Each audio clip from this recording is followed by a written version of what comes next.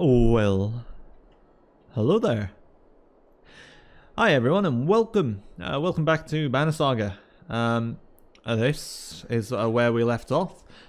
We were with Varl, so with Mogir and Hakon as they make their way to Grofheim, the ancestral seat of the Varl. And we're on our way, but we've been set upon by dredge at every turn, at every corner. And so we have found a village under assault. We've lost Eker?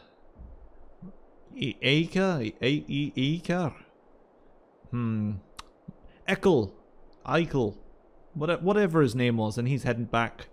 So now I think we're just about ready to set off and enter the village and fight the dredge there. We've already had a couple of conflicts. Yeah, Virdefell. No, we left from Virdefell. So where are we heading towards? Because we've come from Strahd, gone past Virdefell. So now we're here. Is it Schlid we're about to meet? I'm not quite sure where we're at. Anyways, only one way to find out, and that's to get cracking. So, by the might of the ancestral north, let's get going. And lead, Mogir. Ah, we can even see the city of Strand in the background there. That's sneaky. I didn't realise they had done that. But they have. Oh, the morale's going down. You hear a shout echo on the wind. A standard Varl greeting. A caravan of Varl heading your direction, probably a few hundred in total. You meet them halfway. Assault. You must be with Vognir.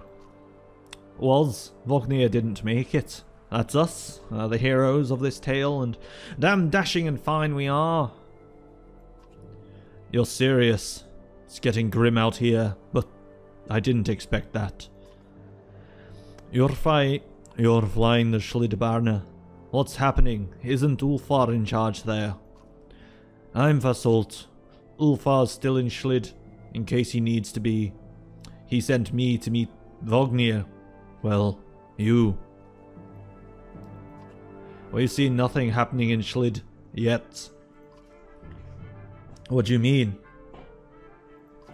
No dredge. They never came through Schlid. They're all pouring out of Ridgehorn. We only just found out about it. One group went that way, we came here. Ridgehorn? The fort on the bay. That place has been abandoned for hundreds of years. Yeah, maybe that's why they're here. That's why they're there. By all accounts, it looks like another damned invasion. Ludin forces his way into the conversation. Ah, Ludin, the boy prince. Wait a godless minute. What did you do? Careful now. You be careful. What did you start? You think men don't remember history? The long banner hangs in Arbrang. The Second Great War nearly screwed us all. What did you do this time? Who the fin is this?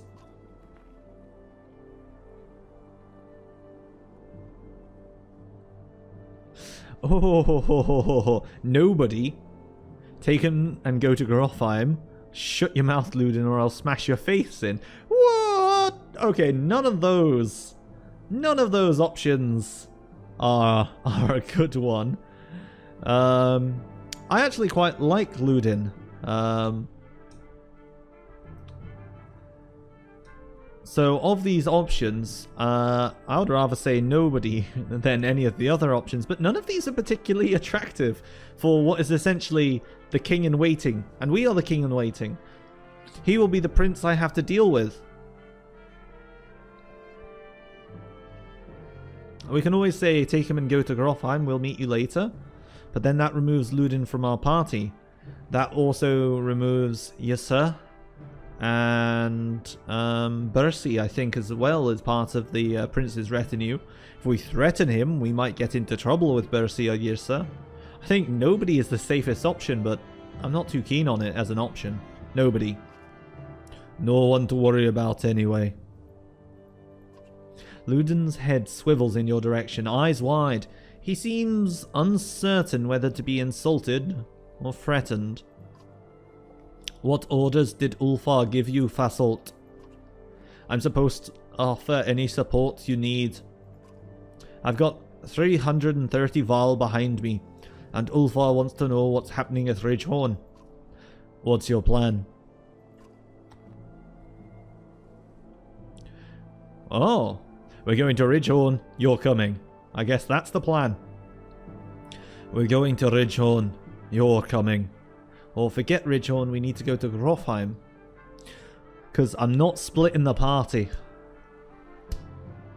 You know what, we're going to kill as many dredge as we can along the way. If Ludin decides to bail, well, be it as it may, we need to find out what's going on. We're playing the aggressive Hakon. We're going to Ridgehorn, you're coming. I'll have my Vol full in line. Yours to command, Hakon. Are you insane? He just said an army of dredge are pouring out of that fort. Go on to Grofheim then, Prince. Having your blood on my hands would be worse than doing nothing. This shuts Ludin up for a moment. You can see the battle raging in his head. He looks desperate for safety, but he didn't expect to flee like a coward. Expected you to come along. He glances at his men. We're already this far. If this is the Val's doing, I'll know of it, and so will my father. Besides, you need my help, and my fighters. If I go, so do Hirsach and Bersi. That's what I said, but Hakon the Stupid wouldn't listen to me. I'm just the narrator here. Ludin's unexpected flip-flop catches you like a swift kick to the shins. Morgia can't contain a chuckle. Ah! Ha! The prince has courage. Do whatever you like, Ludin. Paint me the villain, Hakon. What do I care? I'm sick of you being the only one to do as he pleases in this alliance. These are Val lands. We're facing an army of dredge. How much experience do you have in these matters? True, mankind has never provoked them into a war. You're going for a third. Is taunting the dredge into genocide a game for your kind? Walk away. Oh yeah, you curse and threaten Pandanomium. The prince has chosen to be no responsibility of yours. If Ludin stay, so do Fasolt's warriors. They join the caravan. Oh yeah! Swell the ranks. Give us the supplies. Morgir finds you, this time in a hurry. I found out what's wrong with the sick Val, he says, clutching his gut. Ate some of it myself. Food's not poisoned, but it is spoiled. Bad fish and getting more so. Oh, I wish I didn't just think about that. We must have got it from the merchants back near Virrafell, he says. Mixed it in with the good stuff. Could have messed up as much of half of our supply. What do you want to do? Dump everything that could be unsafe. We don't want it to contaminate the good stuff, so dump everything that could be unsafe. We need our Vals at fighting fit. If we're fighting our way through an army of dredge, we absolutely can't have people dealing with this. So dump everything that could be unsafe. Morgia nods, pointing out that it's a massive portion, and adds, I don't think they did it on purpose, for what it's worth. The tainted food is tossed down a hill where it won't attract attention. Morgia returns, saying, taken care of. But we got a lot of ill fighters. At least 40 at the moment. What do you want to do? Avoid fighting until they recover. We need our fighting troops at full force. Tell them to avoid fighting until they recover. Morale improved. Morgia goes to spread the word. Damned careless merchant. You hope this will be the end of it. It better. But we still got plenty of supplies. Plenty of supplies, at least a month's good tack. The hike approaching the Godstone is murder. You recall how most Godstones were built on hills overlooking other Godstones, so travellers could follow them and find their way between cities. It does nothing to ease your pains. Oh shit! Dredge! Shouts Morgia near the front of the caravan. Suddenly, black rocks are whizzing past your head. What the hell is this? You shout. Morgir shakes his head. A stone slams into the shield of a nearby Varl, exploding in a flash of light and razor-sharp fragments. Get behind the shield bangers! Shouts Morgir as you approach for a fight. Dredge line the battlefield, weapons drawn. A fight seems inevitable. You take a quick head count. We outnumber them slightly, but not so heavily. Even from here, you can see nervous glances. Well, charge. Press your advantage. You consider taking your trusted allies and leading the charge, battering down the enemy. Yep, rush into battle. You gather your allies and tell them to get ready to lead the attack. Okay, let's do this. We have Gris, but we also have the option of taking Mercy. But I want to level Gris, so we're taking him for battle. And I think we've got everyone in much the position that they're going to be rocking with. So let's take it and go. But now they've got rock throwers, I guess. Yeah, we can even see them. We can see them there. And this dude's a defender, so he actually does quite a fair chunk of... Ooh, can we... impale causes knockback and bleed. I wonder if we impale them into each other if they'll do some damage there. Or actually, if we have Gunulf on this side, we could probably get a bunch of hits going there. Let's see, if we do something like this, and then Gris goes here, we could shuffle them along like this. Hakon has Sundering Impact. And Gris, okay, but we want to maybe do something like this. There we go. Alright. Let's do it. War. What is it good for? Absolutely nothing. Right, so we're going to move Morgir forward. Because what they're going to do, right?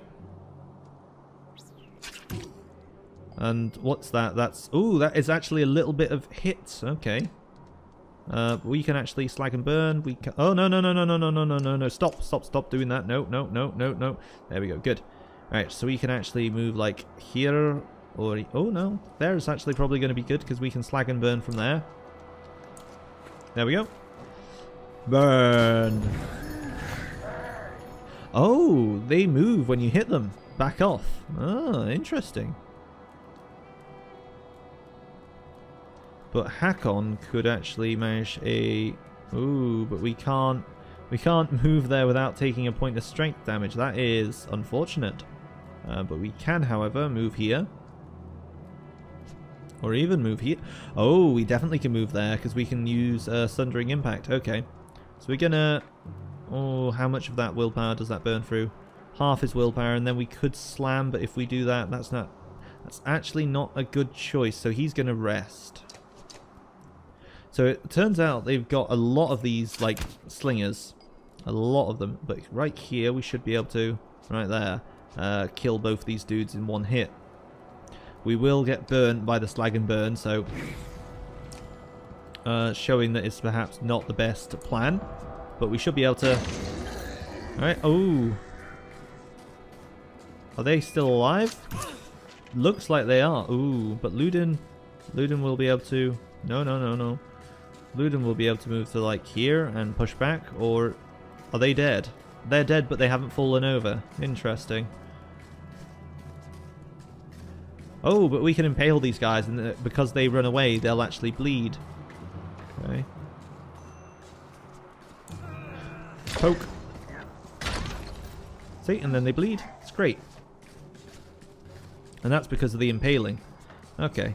But we can move up with Gris. We can already see that there's a fair bit of injury turning up on our dudes. Yep, so that guy's actually dead. It seems to turn out. And then, what we got going on here? We can... Oh, no, no, no. Move right here. Yep. And then slam this dude. Bonk. And he'll run away. Which is actually fine for us. Right, and then we can actually... No, no, no. We want to target the big dude. Just so we can kind of attack him and rip off some of his shielding. Because right now, other than that, we're not going to get much use out of Yrsa. However, we will be able to move up like so. And Sundering Impact. But that probably won't do what we're looking for. So let's bring out the big guns like so. Get a nice solid hit there.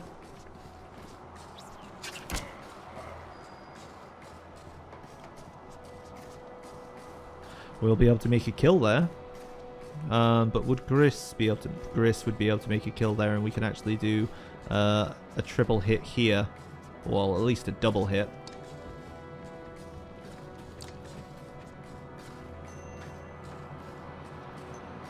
Right, there we go. Swing! Problem is this big dude has... Ooh. Oh, actually... If we move here, like so, we can actually get a hit here and take out this guy, which gets one less of them and levels Ludin up a bit. We can see they're attacking, but that's not going to do much. Gris can move up, finish this guy off. Bonk. Gets a nice kill, and then it's a very good shield break. Ooh. The Stone Guard Defender actually does a lot of shield breaking. Okay.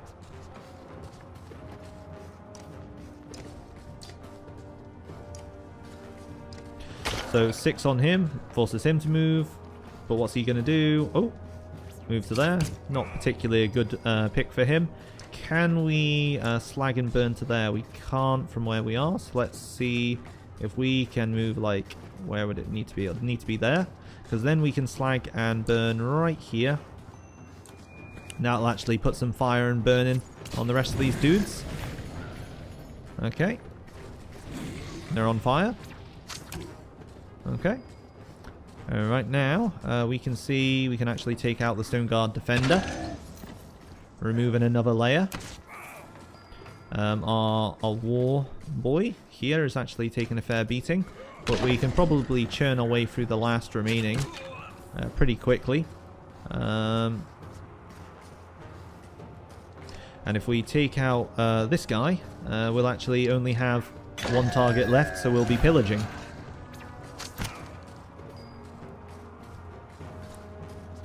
Right, let's see.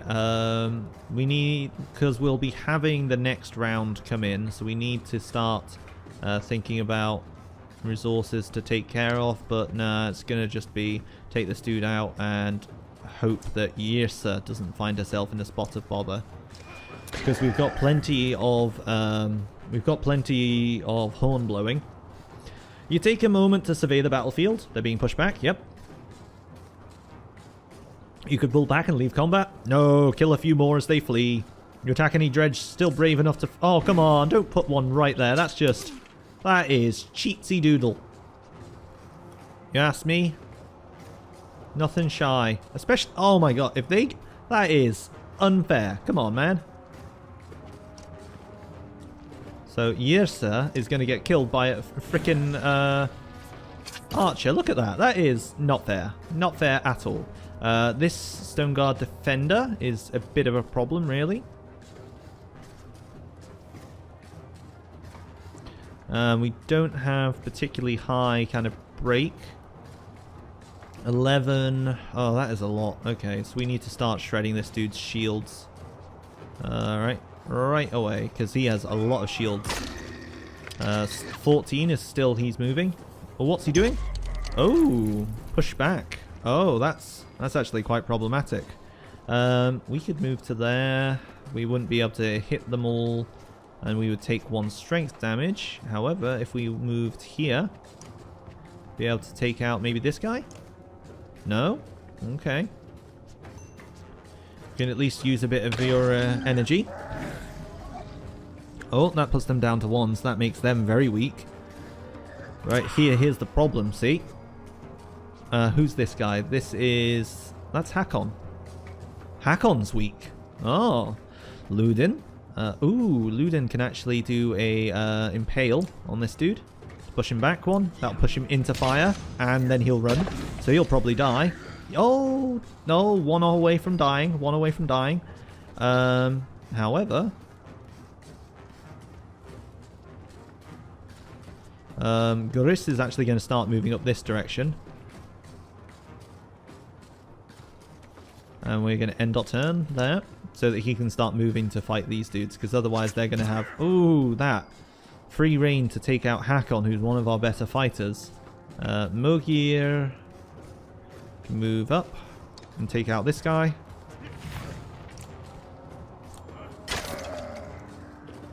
Oh, oh, that does... Oh, I'm an idiot. I'm an idiot. I was counting on that doing some break, but it doesn't. Okay, so let's do some shield rending, because Hakon's actually going to fall. He's going to be an injury. So that's my mistake, really. But let's see, because we can take this guy out. Yeah, no, I've made a boo-boo there. Oh no! Oh, that's okay actually. That's okay. I thought something much worse was going to happen there. Ooh, actually. No, we're going to move here and poke this guy for an easy kill. Because Hakon's going to fall. Along with Yrsa, okay. So now Gris is actually going to move up here, because Gris can make some killing. Do. And then these guys are probably going to be able to hit him. But right here, we'll be able to make the big play. Yep. And then we'll be able to start ripping him out. In the meantime, they'll be fighting our Lord and Savior.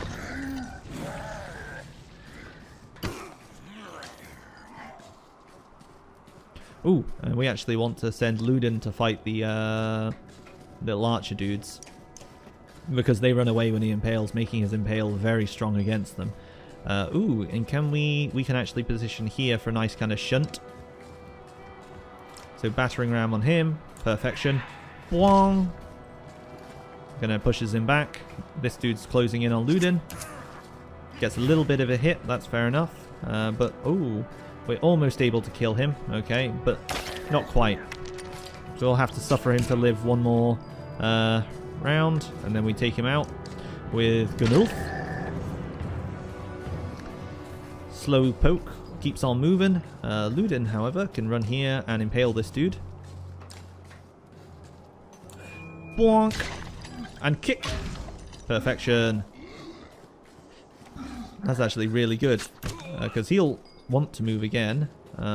We can step forward and battering ram this dude again, which sends him back again. Right, and these guys, they can certainly do a bit of harm, but not as much as perhaps they want. Okay.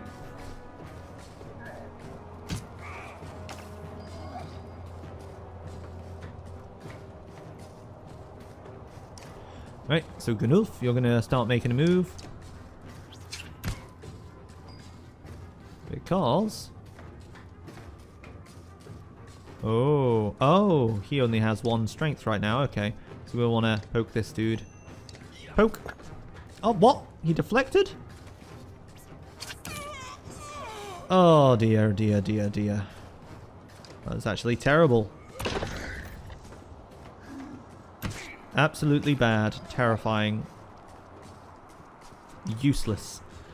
So we've actually had 3 out of 6 casualties. I don't think we'll get any more before the end, but that was a shambles. We can... Ooh, not enough willpower. That's fine. We get a Tempest here and take out one of them. Yep. And that guy's going to do a runner. But we should have had a kill. There should have been a kill there. Okay, we need to move up and hit this dude, taking down his armor. We should have used some willpower there. See, I'm not using the willpower for all it's worth. Especially when we got so long of it. So much of it, even.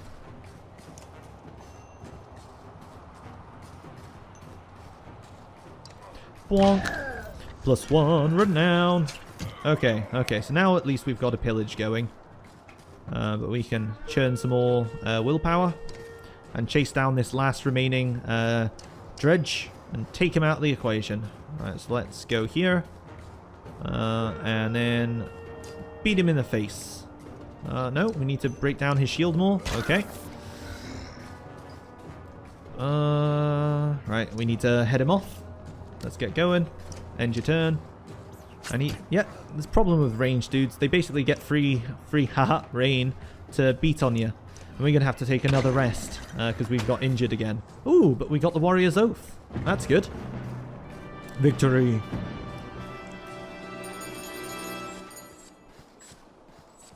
Oh yeah, victory.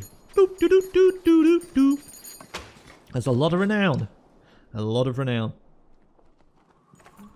What's in the depths of these, you wonder, looking at the unusual dredge slingers. Nobody knows. Without warning, a deranged and half-dead slag stumbles out of the brush, throwing itself upon the yokes attached to the treasure cart. Surprised Varl pull weapons, but not before the whole cart slides off slick rock and a sheer drop, stopped suddenly by a low growl.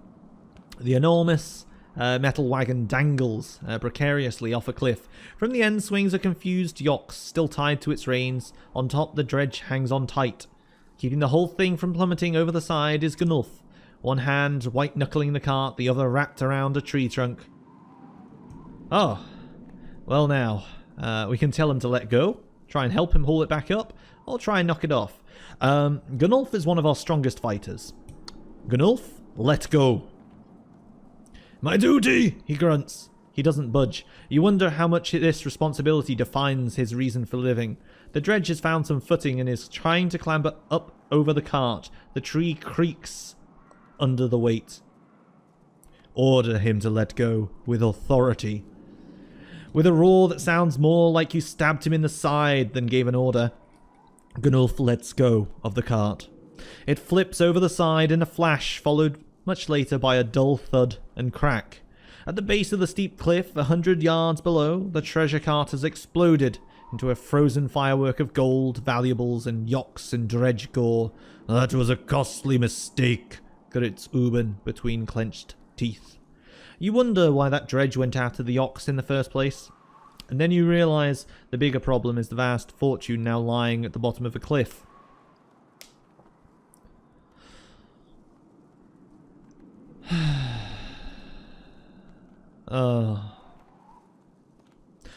There's no time to stop now. Try to recover what you can quickly. Your call, Ubin. Let's...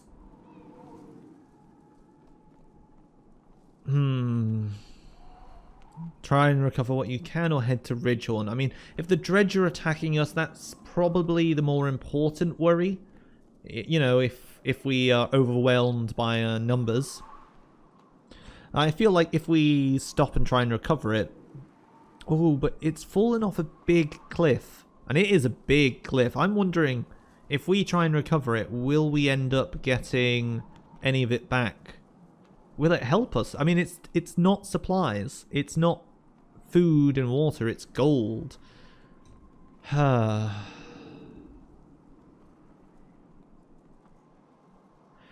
We could leave some Val to gather it, but that's splitting the party, and I don't want to split the party. In a time of war, or possible war, or threat, there's nothing for it. There's no time to stop now. Though painfully, you leave the scene behind. If you're lucky, you'll be able to come back for the gold later. Morale has declined. Okay. We are going to camp then. Our morale's gone down. We're going to do some drinking. And some resting.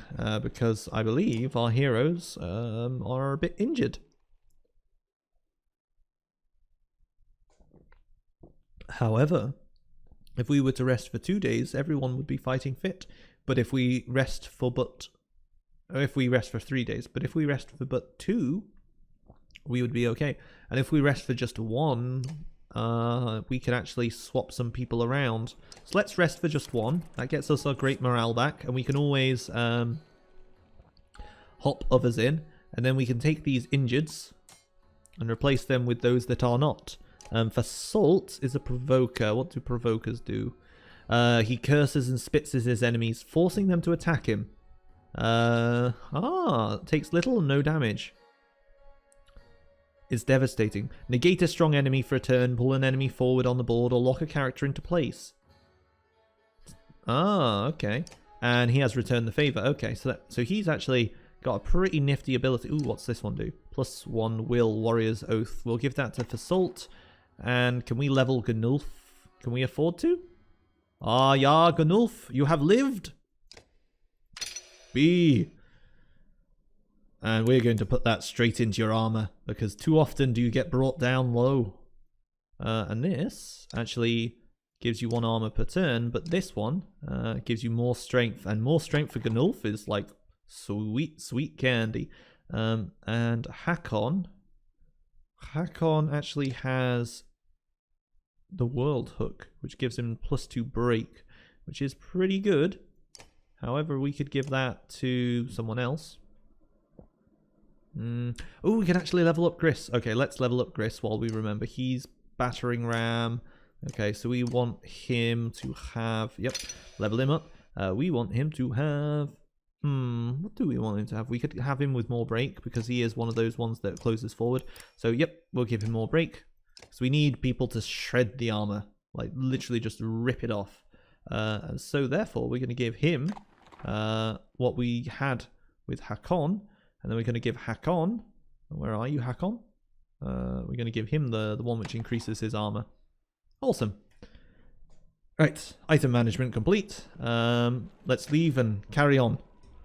Now, if we take any more injuries, we can swap out, rest, and we've got enough kind of heroes that we can keep kind of rotating them.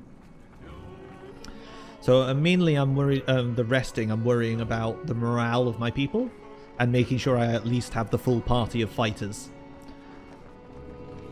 I have been relying on Hakon and Gunulf a bit, so I really want to make sure they don't get screwed over. Oh, the Godstone. The caravan stops, Godstone looming overhead, for a short rest. The warriors are glad for it. The stone gives you an ancient sense of being watched over, in a comforting way. It didn't help the bodies underneath it, though. The earth at the base of the Godstone is scarred. Like a struggle occurred.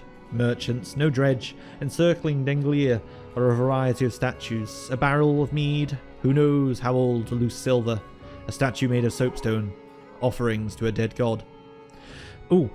So we're actually going to check for the merchant's dead brother that we came across on the road here. They were fleeing the dredge attack, and I'm going to assume that the merchant's brother is dead. But if we can't find him, that might mean he's alive. Nope. In the midst of the pile of bodies, a glitter catches your eye. You fish a gold necklace out from a jerkin to find 5 golden rings strung on it. The merchant's brother. Guess he didn't make it, you mutter. Take the necklace with the intent to return it, or take it, or leave it. It's undoubtedly take it with the intent to return it. You toss the necklace to Mogir and tell him to hang on to it. If anyone can be trusted, it's him. Ah yeah, renown! Don't know what made them think the Godstone'd be safe, Mogir grunts. We're completely exposed up here. If we're going to rest, I think we ought to do it a little further away. Examine the Godstone. Denglier was always one of the favourites among men. God of good fortune. They believed he brought luck, wealth, or whatever else you wish you had, but couldn't get on your own. The word fortune has a lot of meanings. Eventually, you move on. Dom, dom, dom, dom, dom.